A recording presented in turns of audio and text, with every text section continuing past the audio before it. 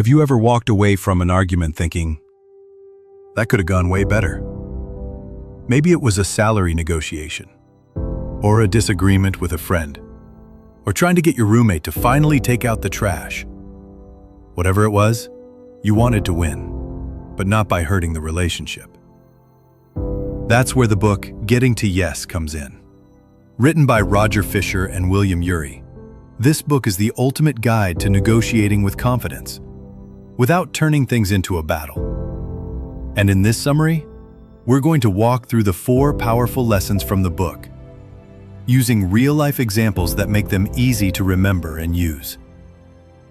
Lesson 1. Separate the people from the problem. Let's start with Jacob. He's a freelance designer in New York. He walks into a meeting with a new client, but the guy across the table looks irritated, defensive, and totally on edge. Most people would tense up, but Jacob remembers something he read in Getting to Yes. Don't confuse the person with the problem. In other words, don't take it personally.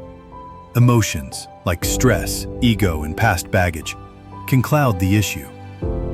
So instead of reacting, Jacob listens. He asks what's really going on. Turns out the client had been burned by his last freelancer. That's why he was guarded.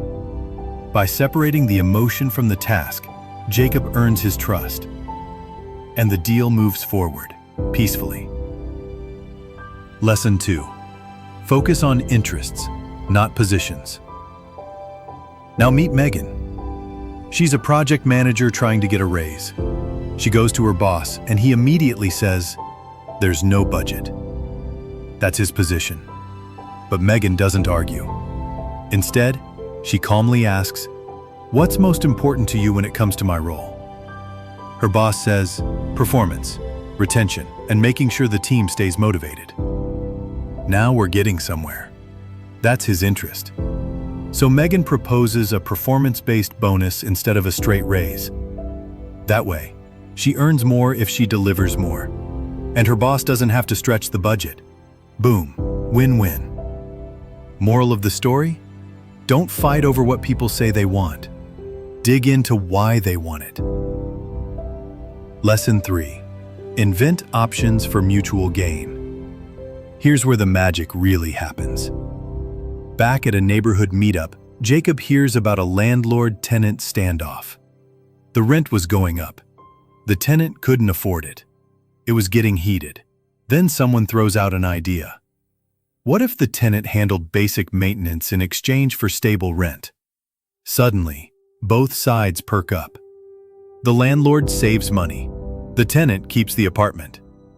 That's what Getting to Yes calls inventing options for mutual gain. You're not limited to the choices already on the table. You can create new ones. Think of negotiation as problem solving, not arguing. When you brainstorm without judgment, better ideas show up. Lesson 4. Insist on objective criteria. Fast forward, Jacob's now negotiating with a national brand. They offer him a rate that's embarrassingly low. But instead of getting upset, he takes a breath and pulls out industry benchmarks, past campaign data, and relevant stats. No ego, no drama, just facts. That's the 4th principle. Insist on objective criteria. When both sides can agree on fair standards, the conversation becomes collaborative, not combative. And here's a bonus tip the book shares. Always have a BATNA. That stands for Best Alternative to a Negotiated Agreement. Basically, know your backup plan.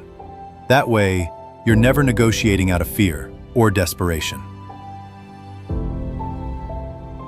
Wrap up. The power of a smarter yes. So let's recap. Here are the 4 core lessons from Getting to Yes. Separate the people from the problem. Focus on interests, not positions. Invent options for mutual gain. Insist on objective criteria. It's not about being aggressive, and it's not about giving in.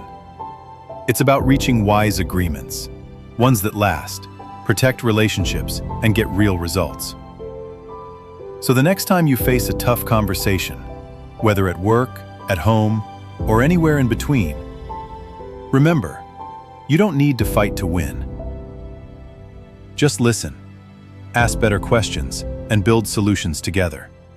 If you enjoyed this story-style summary, hit the like button and subscribe to Blinkshelf. We turn the world's best books into easy, powerful lessons you can use today.